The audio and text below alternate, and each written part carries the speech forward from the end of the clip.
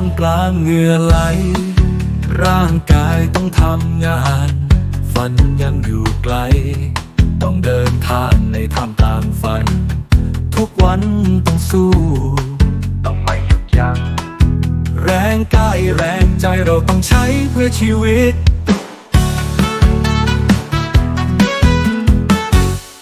ชีวิตนี้เป็นของเราต้องเดินทางต่อไปฝ่าฟันและความหวังให้เป็นจริงด้วยแรงใจแม้จะเหนื่อยล้าก็ต้องไม่ยอมแพ้เพราะชีวิตนี้เป็นของเราที่ต้องไป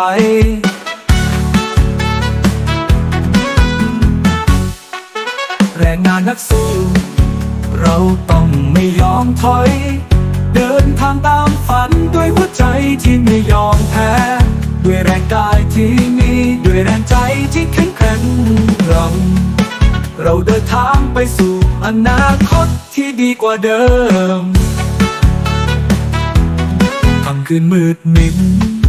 ความหวังยังอยู่ใจเราต้องแข็งแกร่งไม่ท้อแท้ต่อโชคชะตา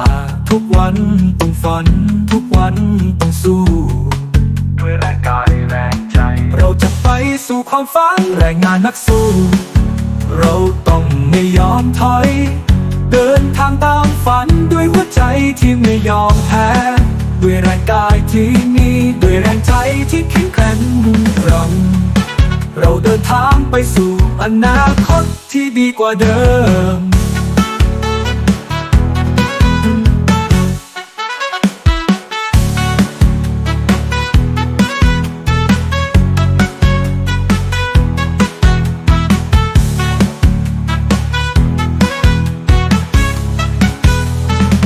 แรงงานนักสู้เราต้องไม่ยอมถอยเดินทางตามฝันด้วยหัวใจที่ไม่ยอมแพ้ด้วยแรงกายที่มีด้วยแรงใจที่แข็งแกร่งเราเดินทางไปสู่อนาคตที่ดีกว่าเดิม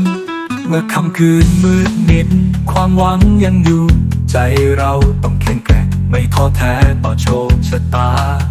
ทุกวันต้องฝันทุกวันต้องสู้ด้วยแรงกายแรงใจเราจะไปสู่ความฝันแรงว่าเพลงนี้จะเป็นกำลังใจให้คนขายแรงงานทุกคนสู้ต่อไปในชีวิตครับ